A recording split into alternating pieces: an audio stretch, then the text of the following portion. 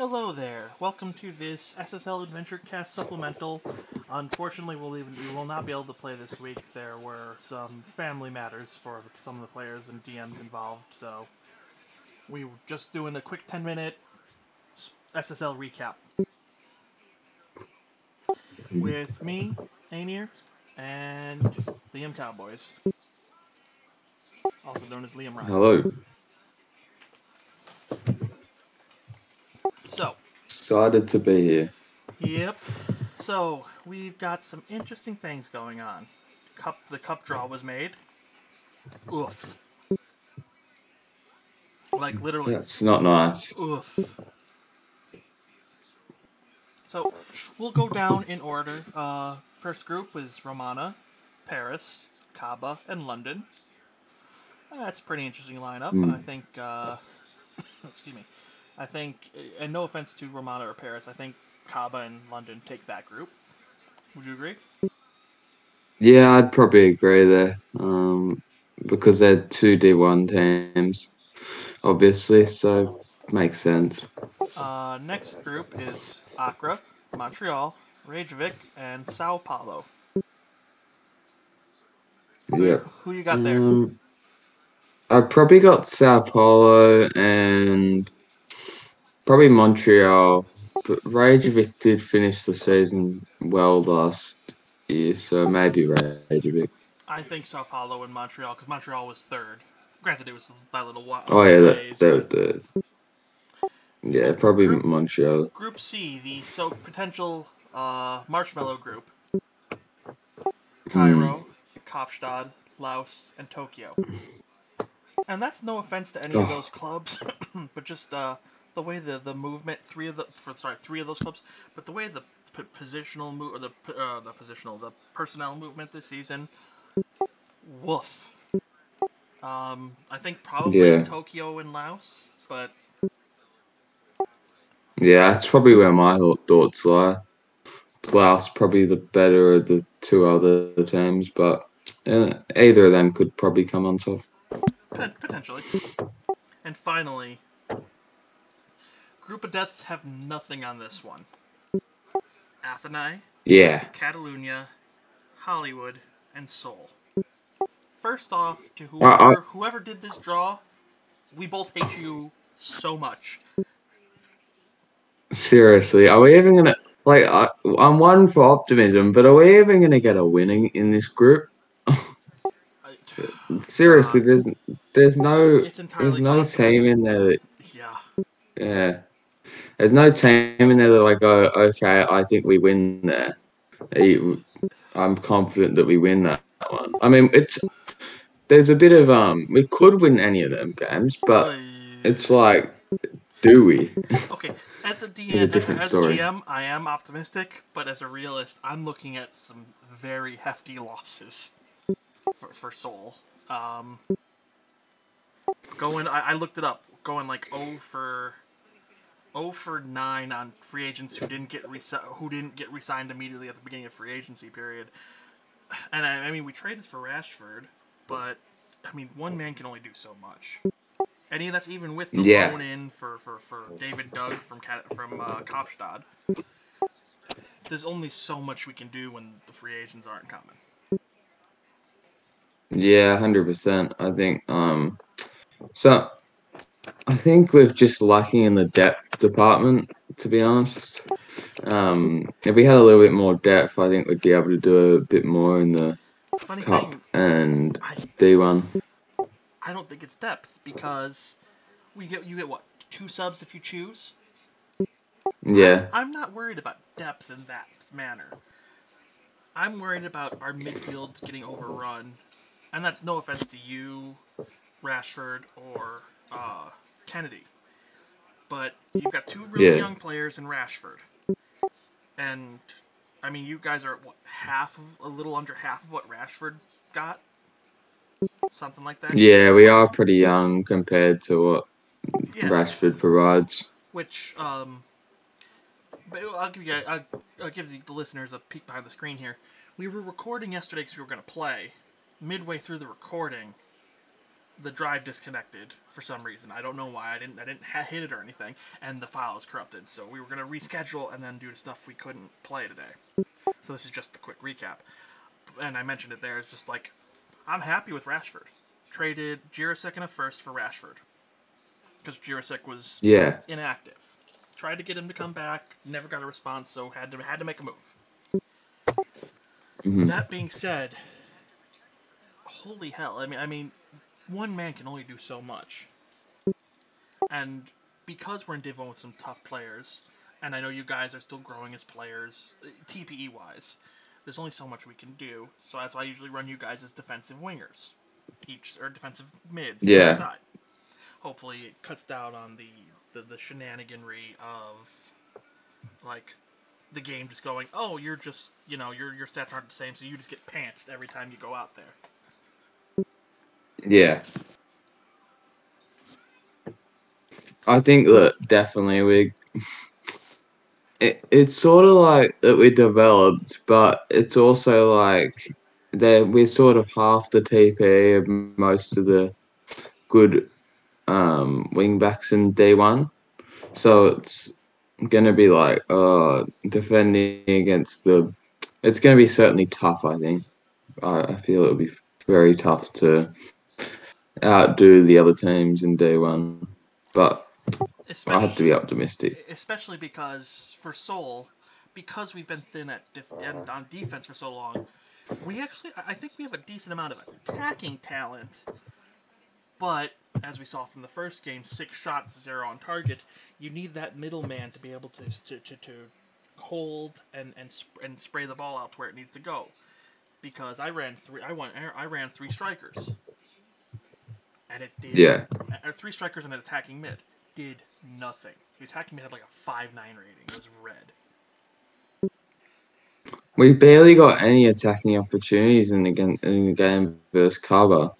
It was horrendous. I don't know what we could have done differently. I have some ideas of what we could have. I have some ideas of what we could have done differently, but I don't think they. I think they fall afoul of some of the league rules. Yeah. Hire a virtual hitman to hobble all of Kaba's players before the game. Sounds like a good one. Yeah. So, just a quick recap of this past season. Twix Shia Nakamoto went back to Catalonia because it was a trade, but he was inactive, so it was a trade that was really a loan. He went back. Jess betrayed us. Oh, it hurt. And is back in Tokyo. I already mentioned Jirasek being traded. Picked up 3 really good players. I think 3 players with a lot of potential in Mark Spoon, Gino Chouinard, who is King Kong's new recreate, and Rafael Ramos, who is Cement Hands or Crash Wagon, I believe. So I mean, we got some good stuff going, but that's what 2 to 4 seasons away. It's like baseball. Yeah. They're in the minors. They're not minors. They got loaned to Kopstad. But there's only so much we can do. Yep. We have, like I said, I think we have the skeleton of a very good team here, but we're missing the rest of the stuff that's needed: muscles, skin, a brain. Yeah. I think, I don't know, it will be a grind to stay in Div 1, and I think everyone's going to need to pull their weight this season, especially in defence. Yeah. I mean, for myself. We did get a coach back, and so I mean, that's always good. So I think I was watching a bit of the game, and I was like, just to see what happened, because I didn't actually watch it live, and then I saw the score, and I was like, 3-0. And I watched a bit of the game, and I saw a coach miss pretty much a good ball from, I think it was Danny Paul, and then he just absolutely missed it. Yeah. I mean, like I said, maybe it's one of those things that this season, Human doesn't play at striker much. Maybe he has to play defensive mid. Maybe he has to play wing Yeah, back. maybe that's an idea. That could be an idea. It just to strengthen that through the center so they can't just run up on us. And the worst part is, in the preseason, we beat Tokyo. I think it was 2-1, pretty close game, and we lost to Mm. Hollywood because Neuer stood on his head. He stopped 22 out of 23 shots. Yeah. If that was a regular season game, it's entirely possible he would be. That game might alone put him in the running for goalkeeper of the year. And that's no offense to any other goalkeepers that are in Division 1, but I mean, damn, right? 22 out of 23 shots stopped is just utterly incredible because that's so many shots on target, and you were just absolutely. I'm just shocked that he kept that many out, to be Yeah. honest. But I will say this, through the 2 preseason and game 1 of the regular season, a disturbing trend is starting where we are just getting it is a shooting gallery. Mm. I think Hollywood had like 38 shots total, 22 or 23 of which were on target. Against Cabo, let me look at the stats. Wasn't it 34 shots to our 6? You got stats up right there. I think I saw. I think I just remember. Yeah, 34 I think with it's 18 on 34 to target. 6. I mean, Yeah. 15 out of 18 isn't that bad either, but I mean, if we only get 6 shots, none on target, it's really not going to help much. And Yeah, the worst 100%. part about it was they scored one relatively late in the 13th minute, and then we held them until the 70th minute, and then they scored a third one in the 90th plus stoppage. Yeah. A bit sad, isn't it? But Yeah, I mean, what can you do? exactly. You only do what you can with what you got. Yeah. I just hope that if this is as rough a season as people are predicting, that people don't get scared away from Seoul. People asked me Yeah, that's the biggest fear. people asked me last season, why are you pushing for this season to be promoted? Partially because when I looked at the upcoming free agents, I thought to myself, there's no way I'm going to miss out on all, 18 of them. Someone will want to come And you here. did. And well, to be fair, 9 of those 18 signed with their own teams at the beginning of free agency. I didn't even get a chance to talk to them. The remaining 9 just Yeah. decided to go elsewhere for whatever reason. Maybe they have friends. Maybe they have a good rapport with those other players. Hey, stuff happens. You know what? Who am I to say don't sign with your friend? Go sign with us. But Yeah. that made it really tough, and it might. I'm afraid that people talking about Soul's just going to drop down early because it's going to become a self-fulfilling prophecy. No one signed with Soul because they think they're going to drop down, and because they don't sign with them, you were sure they drop down. Which is really Yeah. upsetting because I think had we gotten some people, we could have, not that I'm giving up on the season, but it's going to be a tough battle. And I wish they would give us the chance to show we belong here. And going back to the first Yeah. point Is it? of people saying, why are you pushing Yeah. up for this season? Well, I don't want to sit on my laurels. I was able to make some trades that didn't really cost that much. Mm. It really didn't. We Okocha went out on loan. Mueller went with him as a transfer. We got Akamoto back on a loan.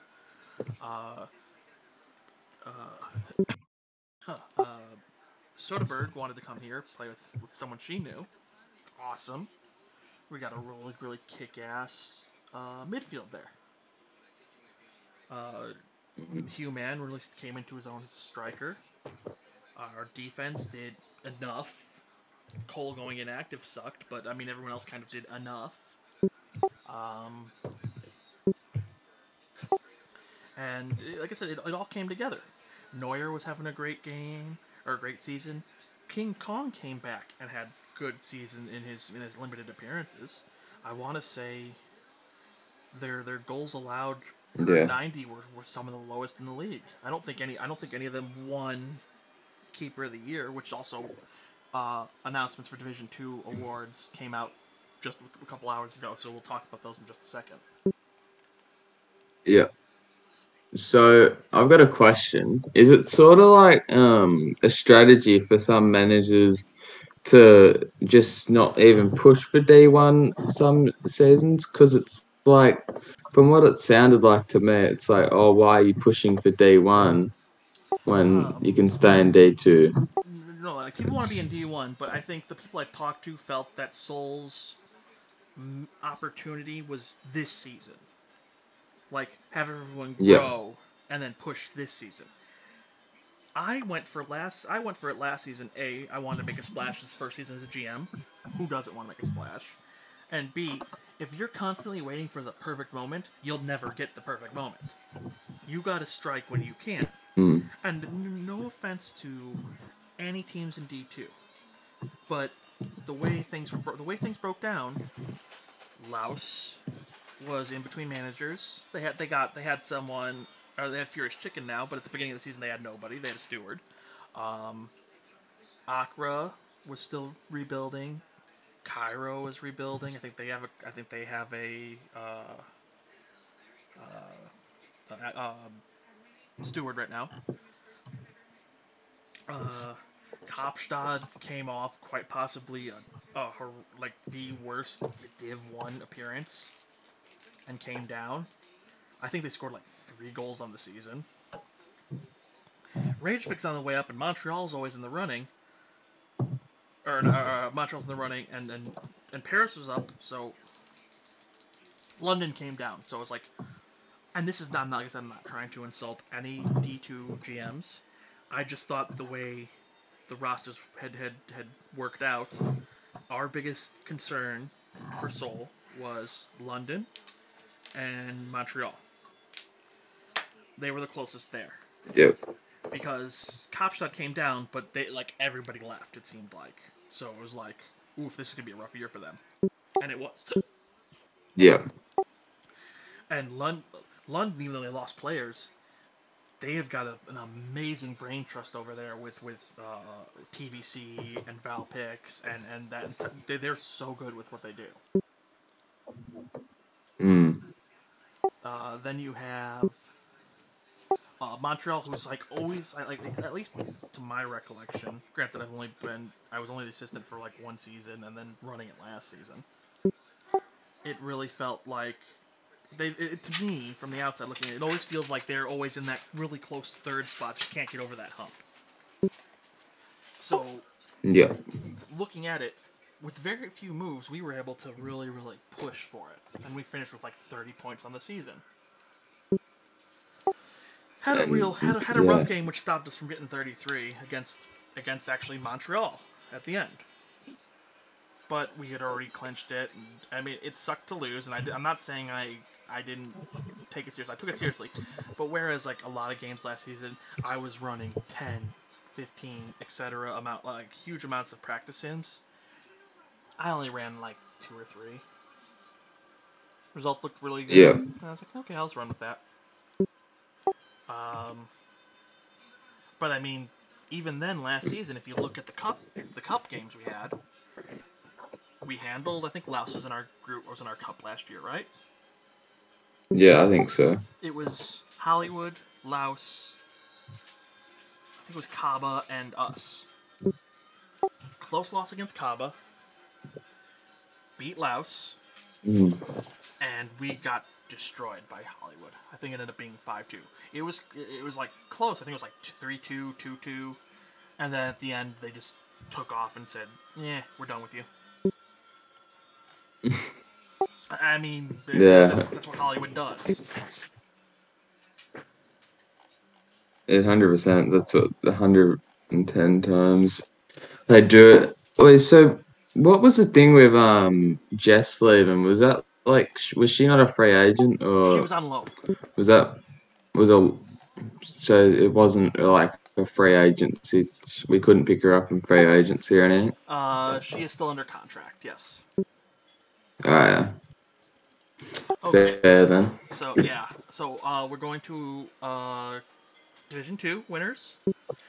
Golden Boot, K. Clements, no one's surprised. He was on a tear all year. I don't have the files with me. I think Q-Man was second by like 5 goals, and then I think Aloisi behind him. Most assists, Rizzo Rigmarole, Tweedledum, 10. He really came on towards the end of the season because I know Soderbergh had the lead for quite a while. Most clean sheets, we have a tie. Hannibal King, Tony Yeboah, Accra, and London, respectively. Yeah. Then we have individual awards. I somehow won Manager of the Year. I don't know that I deserved it. I just made the moves that anybody would make. MVP Clements. I think we're all okay. He got most goals, most dominant. Sure. Aloisi was the runner-up. Yeah. That was good. And then the Team of the Year. This is one I don't agree with. I really think Neuer should have been the goalkeeper of the year. Laos let up a lot of goals. It feels like. I think he was a candidate because I think I remember a game. I think it was against Inter London, where their goalkeeper stopped they had London probably had like 30 shots, and he stopped a ton of them and was keeping Laos in the game, and I think they got a 1-1 draw versus London. And I think that would have went a long way to getting him the award. True, but that's. I think you could make a case for that being the most dominant individual goalkeeper performance. But goalkeeper of the year makes me feel like it should be excellence across the The season. lowest goals. Yeah, 100%. Yeah. I do agree there. Center backs, we got Cole Mertz, awesome, and Donnarumma. I don't think we have any disagreements there. That's pretty solid. Yeah. Wingbacks. This is a little tough. Letitia, that's fine. But Tame, I don't know. I mean, A, he's inactive. B, like I feel it shouldn't go to an inactive player. You know what I mean? Yeah, I was gonna ask, was he inactive still, or did he I actually believe he come is back? still inactive.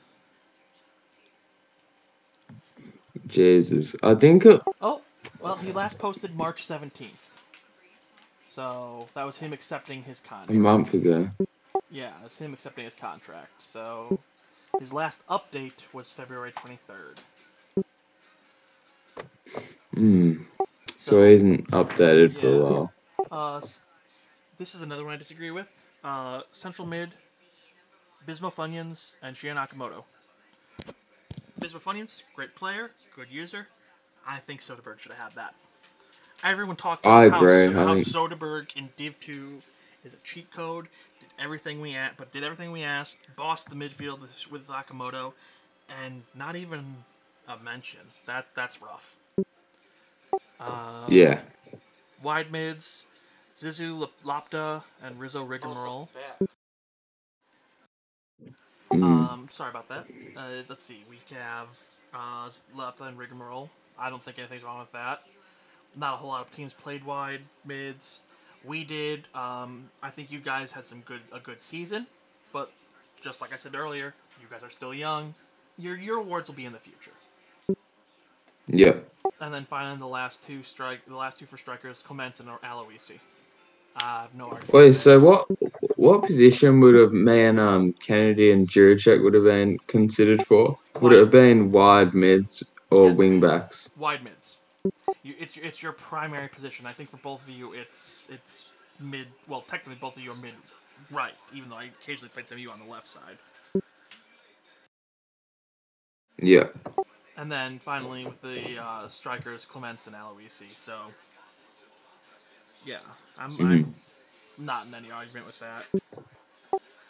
100%. I can say as a general manager in Div 2, I was allowed to vote for these, and I'm not going to say my individual votes, but I will say this: I do not vote for myself.